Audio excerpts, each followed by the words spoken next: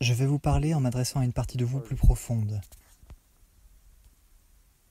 La partie de vous qui était vous avant que vous n'entriez dans le monde. La partie de vous qui sera vous après que vous ayez quitté cet endroit. Je vais vous parler à ce niveau parce que, à ce niveau, votre vie est déjà engagée. Votre vie est déjà connectée. Votre vie est déjà vraie. Je vais m'adresser à vous à un niveau plus profond, afin que votre esprit pensant, votre esprit de ce monde, puisse avec le temps se joindre à l'esprit plus profond qui est en vous. Et lorsque cela se produira, vous serez complet.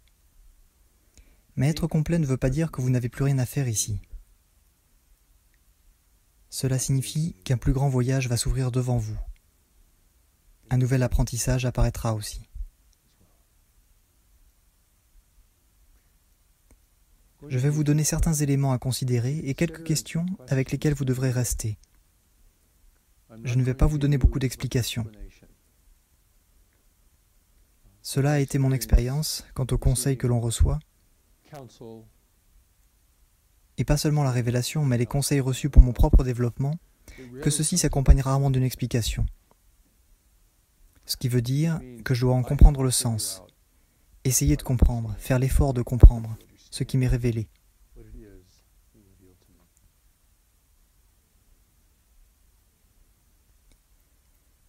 Ici, vous n'êtes pas simplement guidé. Vous devez être la personne sur le terrain qui mène à bien la mission, à la fois inspirée et consciente des réalités du monde, avec un pied sur chaque rive, pragmatiquement dans le monde et profondément connectée au-delà. Alors votre vie devient comme un pont sur lequel de grandes choses peuvent passer. Vous devenez un conduit pour le ciel. Même si vous paraissez être une personne ordinaire qui se noierait dans la foule, pas de gloire,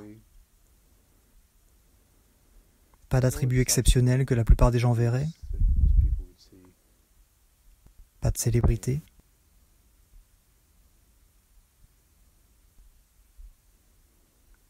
mais quelque chose d'unique et de puissant.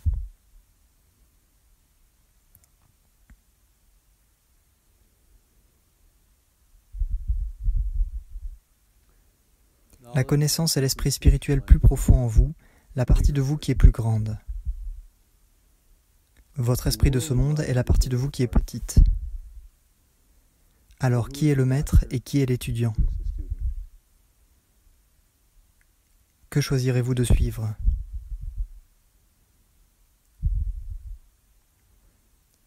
En cela, vous n'avez que deux options. Vraiment.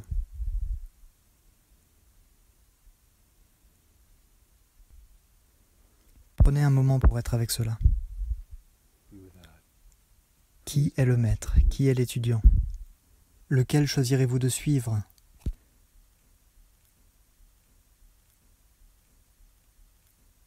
Ce n'est pas une question à laquelle vous pouvez répondre une fois pour toutes, parce que chaque situation qui se présente vous présente cette question. Au sujet de cette décision, de cet engagement ou de cette activité, que dois-je choisir de suivre? Parce que la connaissance surgit avec la nécessité. Si vous en avez un peu besoin, mais que vous n'êtes pas vraiment sûr, eh bien la connaissance va vous attendre. Lorsque vous en avez vraiment besoin, lorsque vous voyez le besoin, lorsque vous ressentez que sans elle, vous ne faites que deviner, que vous prenez de grandes décisions, mais que vous ne faites que deviner, vous pourrez voir le besoin. Que suivrez-vous? Ensuite, les voix intérieures, les sentiments profonds, les signes, les messages. Lequel est vrai? Comment pouvez-vous le savoir? Il y a de nombreuses forces qui peuvent parler dans votre esprit, par des voix que vous ne pouvez pas voir. Laquelle est vraie? Comment pouvez-vous le savoir?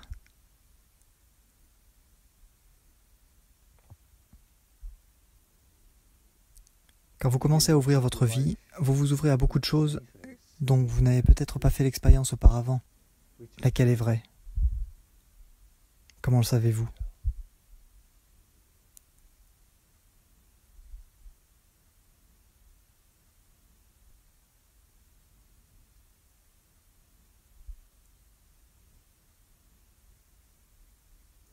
Avant, j'étais très curieux de ces choses-là, et j'avais le sentiment que je voulais vraiment savoir, particulièrement au sujet de certaines choses qui,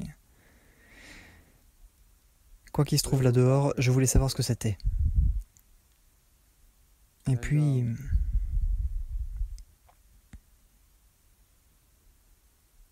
quelques voyages nocturnes dans les hautes montagnes ont changé ça pour moi.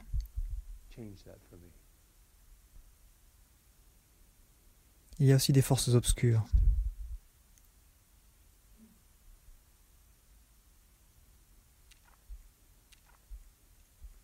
Le mental veut des réponses et réclame beaucoup de réponses.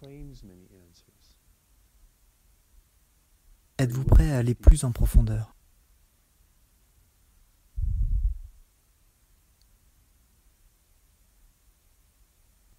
Patiemment. Les grandes vérités ne se révèlent jamais pleinement à vous, seulement par incréments.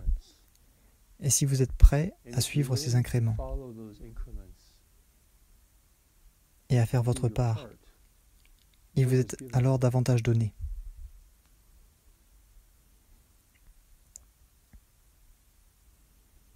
Mais les gens veulent des réponses tout de suite.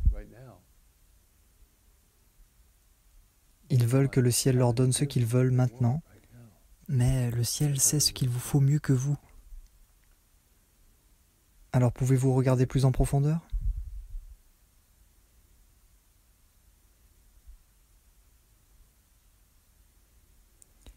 Et qu'est-ce que la réalité? Eh bien, je ne vais pas vous donner une définition ultime, parce qu'aucune n'existe, mais je vais vous en donner une pratique, ce qui vous sera très utile. Qu'est-ce que la réalité? La réalité est tout ce qui se passe au-delà de vos pensées et de vos croyances.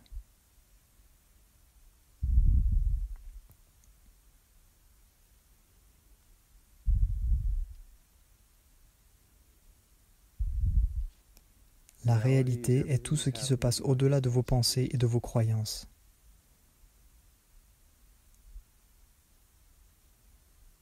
Pouvez-vous faire l'expérience de la réalité? Êtes-vous assez libre pour faire cela? Pouvez-vous échapper à vos pensées et à vos croyances, même momentanément,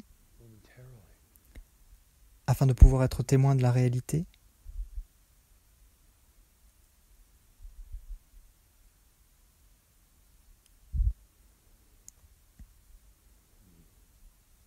Ce sont des questions difficiles.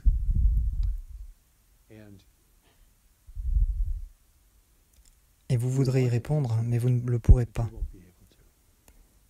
Parce que la réponse est un voyage. Vous n'êtes pas assez haut sur cette montagne pour voir ces choses clairement.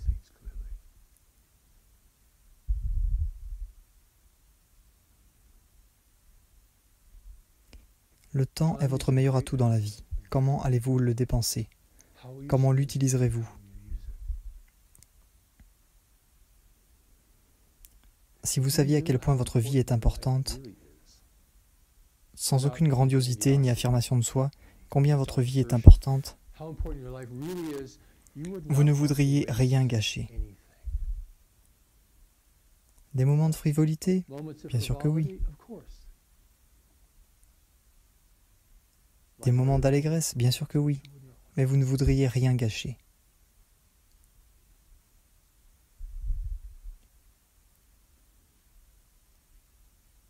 Comment allez-vous dépenser votre temps?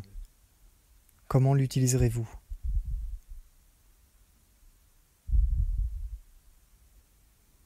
Vous avez 20 ans maintenant? Avant que vous ne vous en rendiez compte, vous avez la trentaine. Vous avez 30 ans maintenant? Avant que vous ne vous en rendiez compte, vous avez la quarantaine. Et ensuite la cinquantaine, puis la soixantaine.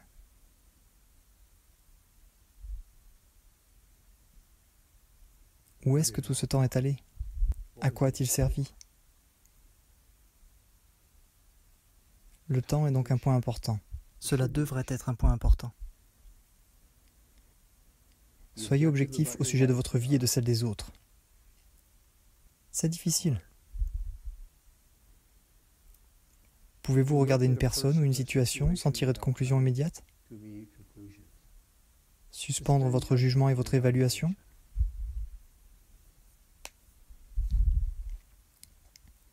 Peut-être pour toujours?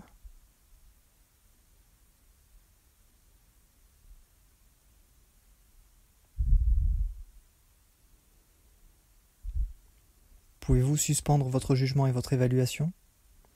Les gens posent une réponse sur toutes les nouvelles choses qui arrivent, et de ce fait, ils n'en font pas l'expérience. Et ainsi, ils ne voient pas la réalité. Ils ne voient qu'eux-mêmes ou ce qu'ils pensent. Pour eux, la vie consiste à confirmer ce qu'ils pensent. Donc, ils ne voient rien.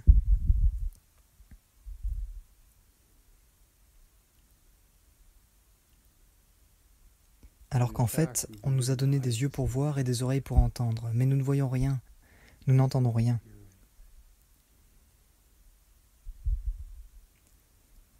C'est comme si le mental était une prison, alors qu'en fait, il est censé être un véhicule de communication. Il est comme une prison. Une prison de croyances religieuses. Rien ne peut y entrer. On ne peut pas voir dehors. Tout ce qu'on peut voir, c'est la prison elle-même.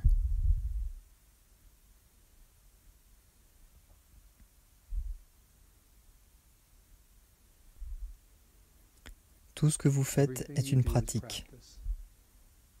Chaque chose répétitive que vous faites est une forme de pratique et de renforcement. La pratique ne rend pas parfait, elle rend permanent.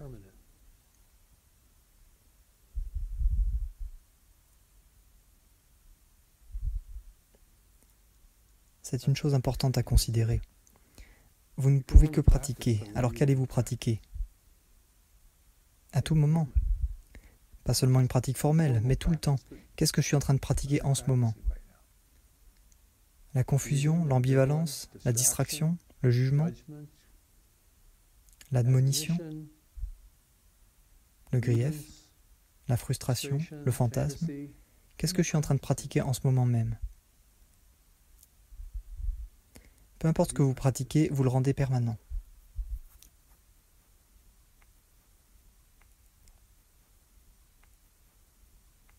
Ce mental que vous avez vous permettra de voir et de communiquer, ou vous empêchera de voir et de communiquer. Comment allez-vous pratiquer? Qu'allez-vous pratiquer? Il y a plus.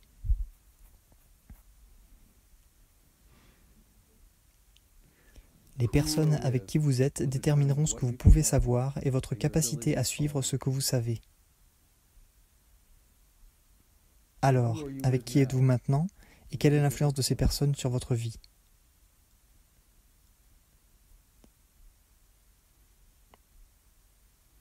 Il n'y a pas d'influence neutre.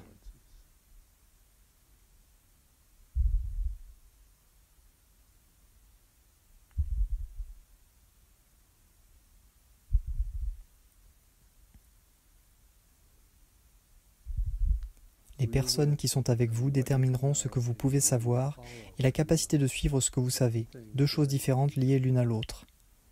Avec qui êtes-vous et quelle est l'influence de ces personnes sur vous?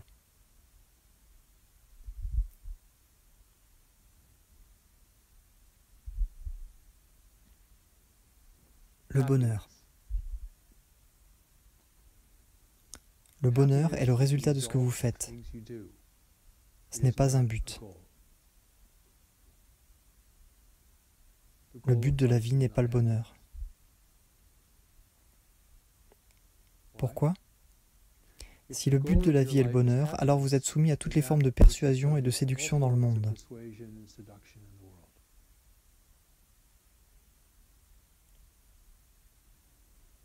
Est-ce là ce que vous voulez?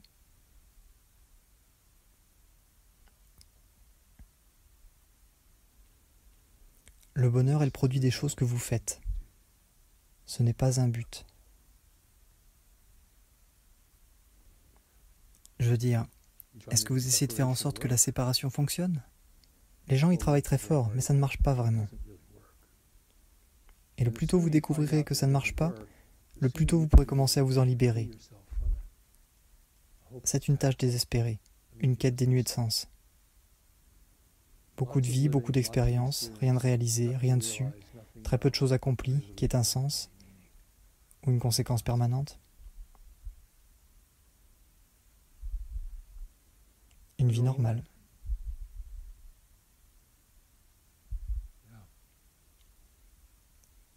Le monde vous domine. Vous n'avez pas beaucoup de pensées originales. Vous ne pensez pas vraiment par vous-même. Vous avez été conditionné à penser d'une certaine façon, et le monde vous a influencé, et vous y avez réagi de certaines façons, et l'influence des gens est sur vous. Et c'est l'essentiel de ce que vous vivez. Le monde vous dépasse. Comment allez-vous alors vous retrouver et vous ramener, récupérer votre vie, votre mental, vos émotions?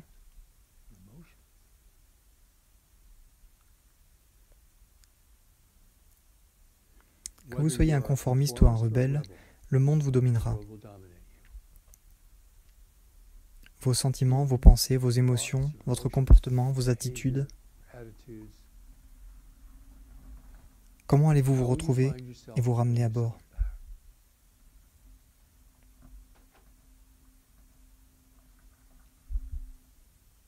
Il y a plus. Vous êtes ici dans un but. La connaissance détient votre but pour vous. Pouvez-vous mettre de côté vos propres plans et vos objectifs pour commencer à apprendre ce que vous devez savoir sur cela, pas à pas?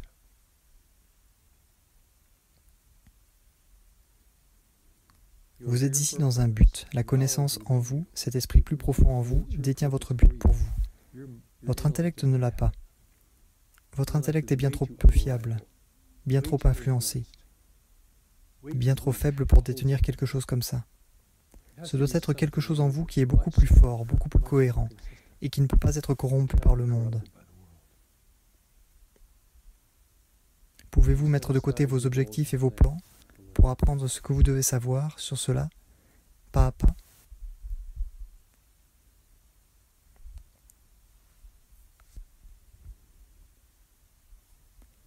La connaissance en vous a la réponse à votre vie.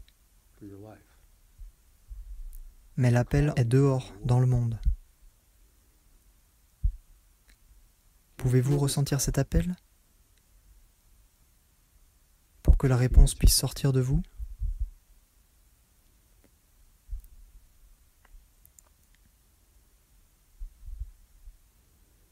Le mental ne contrôle pas l'esprit. Le mental est temporaire. L'esprit est permanent. Alors où se trouve le pouvoir?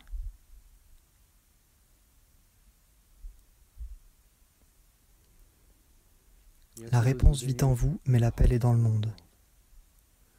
Vous devez revenir au monde.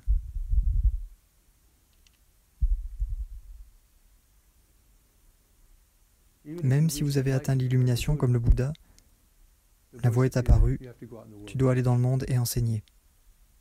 Je suis sûr qu'il ne voulait pas vraiment faire ça. Pendant 40 ans,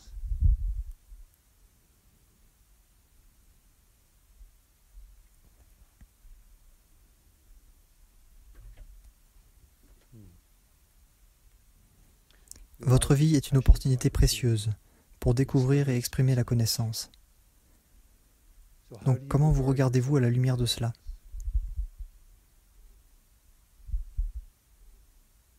Comment vous regardez-vous à la lumière de cela? Êtes-vous digne de cela? Accordez-vous de la valeur à cela en vous?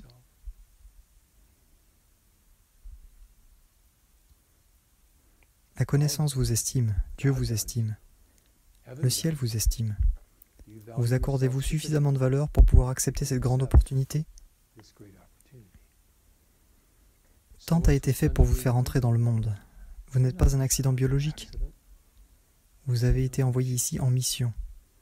Mais la mission est détenue par la connaissance, pas par vous personnellement.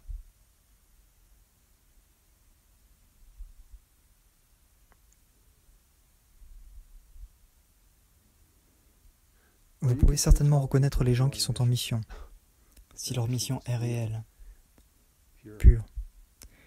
Ils se démarquent des autres. Ils ont la même apparence, ils s'habillent de la même façon, ils parlent de la même façon, ils boivent le même café, ils marchent dans la même rue, ils ont le même rire. Mais il y a juste une grande différence.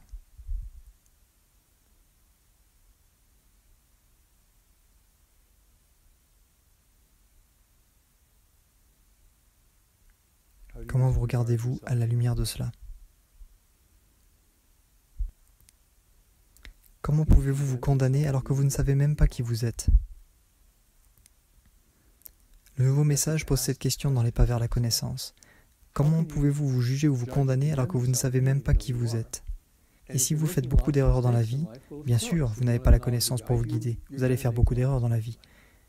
Votre vie va être désordonnée, vous allez essayer ça, vous allez tomber sur ceci, vous allez tomber sur cela. Vous pouvez dire que tout existe pour un but plus élevé, vous pouvez dire que tout est parfait, mais la vérité c'est que vous êtes comme une bille dans un flipper, rebondissant sur tout ce qui vous active.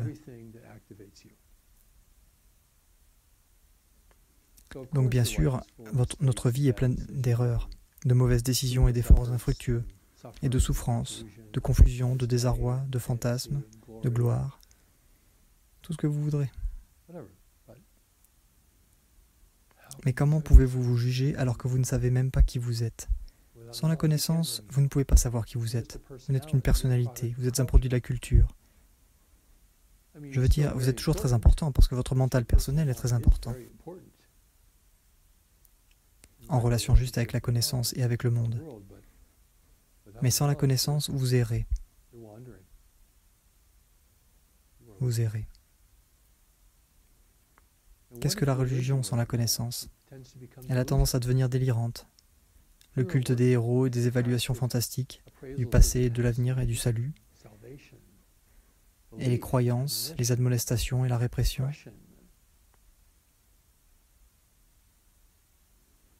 Elle perd très rapidement sa sainteté. Sans la présence de la grâce, de la connaissance.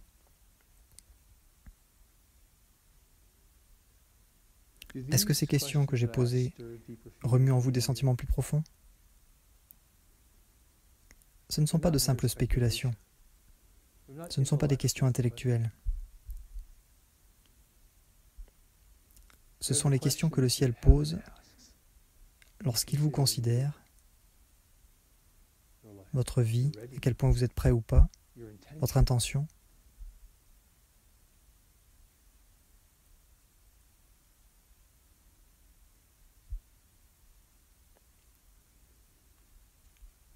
Voilà le genre de questions que vous pouvez vous poser concernant votre vie. Et ce serait vraiment productif si vous pouviez le faire, en comprenant que ce ne sont pas des réponses que vous recherchez. C'est une expérience. Les réponses sont pour les andouilles.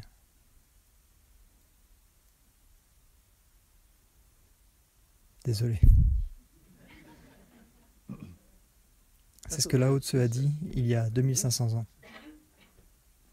Les réponses sont pour les andouilles. Le mot traduit était andouille. Donc, ce que nous présentons ici ce soir est le cadeau de la vie le plus remarquable. Et vous avez la réponse en vous. Mais cette réponse n'est pas juste là pour que vous l'arrachiez. Vous allez devoir établir une connexion entre votre esprit pensant et l'esprit plus profond qui est en vous. Et vous ne savez pas comment le faire. Par conséquent, le ciel vous l'a donné, dans les pas vers la connaissance.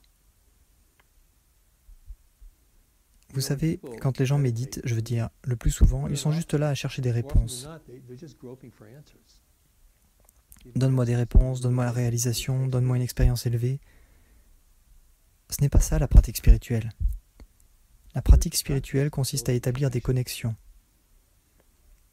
Apprendre à calmer son mental, apprendre à écouter, apprendre à regarder, apprendre à voir, afin que vous puissiez voir la réalité en vous-même et en les autres. agir en accord avec ce que vous savez, au lieu d'y penser et de s'y mettre un jour ou l'autre peut-être. Devenir actif. Ce n'est pas une retraite de la vie, c'est un engagement avec la vie. Ce n'est pas l'ascension.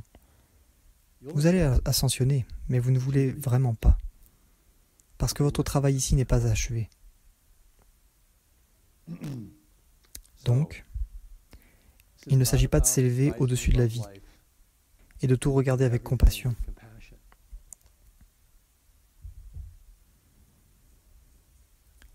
Les gens qui ont fait le voyage ne pensent pas comme ça. Ça sonne bien, mais c'est le truc pour les histoires.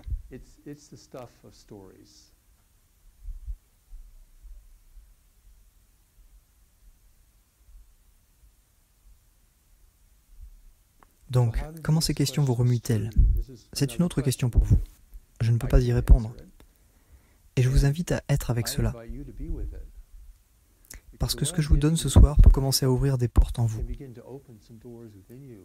qui n'ont probablement pas vraiment été ouvertes, ou pas beaucoup. Ces questions font partie d'une évaluation profonde de votre vie et de votre esprit, à partir d'une perspective de service et de compassion. Parce que le premier travail du ciel avec vous est de vous remettre en ordre. Pas parfaitement, pas complètement, mais assez pour que vous puissiez commencer à fonctionner d'une manière plus élevée dans la vie. Parce que vous êtes éparpillés un peu partout. Une partie de vous est ici, une partie de vous est par là, une partie de vous est quelque part là derrière. Vous êtes en pièces. Donc en rassemblant tout ça de manière fonctionnelle, suffisamment, afin que vous puissiez commencer à savoir dans quelle direction vous devez aller, quel signe chercher, quel signe vous avez déjà. Les gens disent « Je sais que je dois faire ça, je devrais vraiment faire ça », mais ils ne le font pas. Donc si vous savez que vous avez besoin de faire ça et que vous ne le faites pas, vous n'allez pas en savoir plus. Le ciel dit « Oh, ils ne peuvent pas faire ça alors ». La connaissance demeure latente en eux. Ils ne peuvent pas faire ça. Ils veulent la vie, le but et le sens, mais ils ne peuvent pas faire ça. Quoi? Qu'est-ce qu'on a là? Cette personne ne peut pas faire ça, mais elle veut ça. Maintenant, comme si vous aviez une carte de crédit et que vous pouviez juste la voir, comme ça. Alors, c'est un voyage. Et vous devez prendre part à ce voyage avec un besoin plus profond. Un besoin réel, une évaluation honnête de là où vous êtes, où vous avez été, ce que vous avez fait, sans condamnation. Parce que la condamnation n'est pas la sagesse. La condamnation est facile.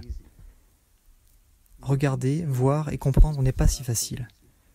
Vous devez savoir où vous êtes allé pour savoir où vous êtes, même aujourd'hui. Mais les gens ne veulent pas savoir où ils sont allés, ils veulent continuer à aller de l'avant. Je vais juste continuer à avancer. Je ne veux pas retourner en arrière, je ne veux pas regarder en arrière, je veux aller de l'avant. Vous devez retourner en arrière, ça fait partie de l'évaluation profonde. Et ça peut être douloureux. Mais vous devez savoir où vous avez été parce que cela fait partie de votre entraînement à la sagesse. Si vous voulez savoir à quoi faire dans la vie, vous devez savoir quoi ne pas faire. La première partie de l'entraînement à la sagesse a trait à ce qu'il ne faut pas faire. La première partie, pour savoir qui vous êtes, c'est de savoir ce que vous n'êtes pas. Vous voyez ce que je veux dire? C'est une grande évaluation, et c'est pour ça que nous organisons cette veillée pour vous, afin que vous puissiez vous voir dans la grande lumière et reconnaître les expériences que vous avez faites de vous-même de cette façon. Et pour que vous commenciez à honorer le fait que votre vie tente d'émerger, votre vraie vie. Chaque affirmation que je pourrais faire est donc suivie d'une question, parce que la question est l'exploration que vous devez faire. L'action que vous devez faire, la pratique que vous devez faire. Vous savez, personne n'est jamais devenu sage par accident, d'accord?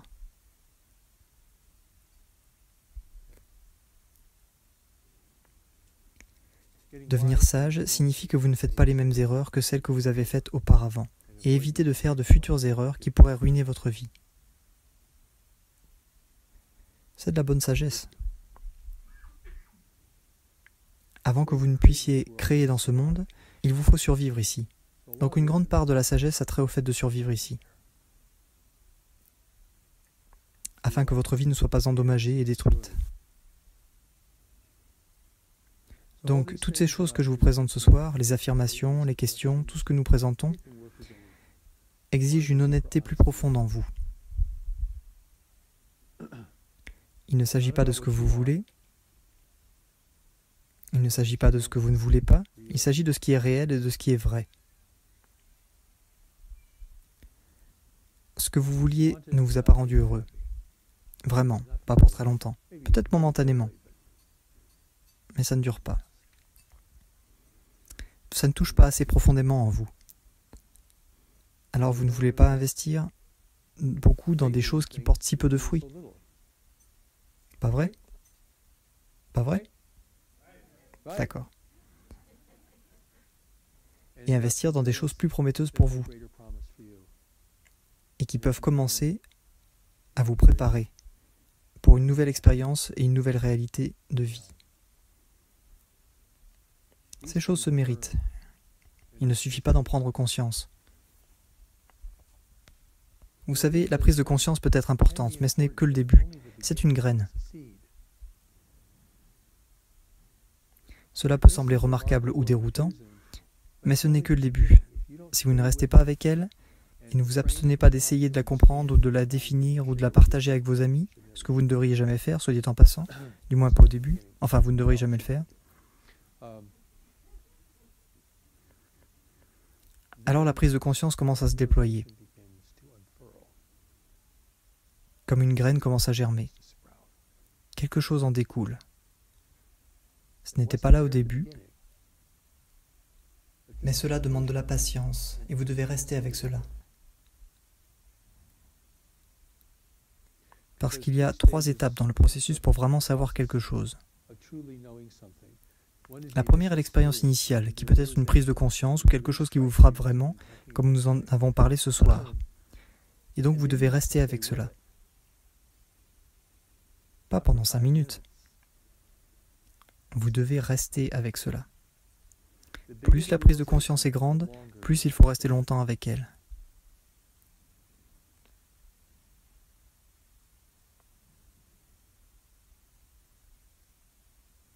Elle conduira à une action, à un moment donné, ou à de nombreuses actions, si c'est quelque chose de grand.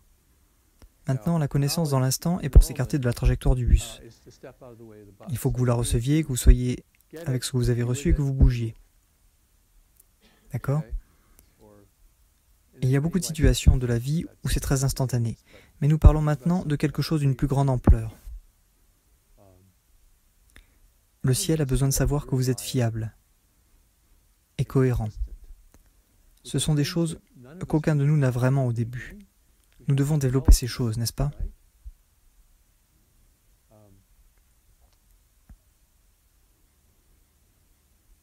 Nous devons être plus conscients de nous-mêmes, nous devons développer cela. Toutes ces choses doivent être développées. C'est de la pratique spirituelle. Développer les compétences, établir un lien avec la connaissance, construire les choses dont nous aurons besoin pour être un véhicule de la connaissance dans ce monde. Compétences, capacités, conscience, comprendre les erreurs. Votre passé est formidable pour ça. Les autres personnes sont formidables pour ça. Ne les condamnez pas, apprenez d'elles. Elles vous feront gagner du temps. Elles vous montreront toutes les erreurs possibles que vous pourriez faire. Et vous le verrez. Vous n'avez pas besoin de passer par là. Elles le font pour vous. Vous pouvez en bénéficier, même si elles souffrent. Et vous pouvez ressentir de la compassion pour elles. Une façon très différente de regarder les gens et les événements. L'erreur humaine, la tragédie humaine. Pourquoi le monde est-il un désastre? Parce que les gens ne sont pas guidés par la connaissance.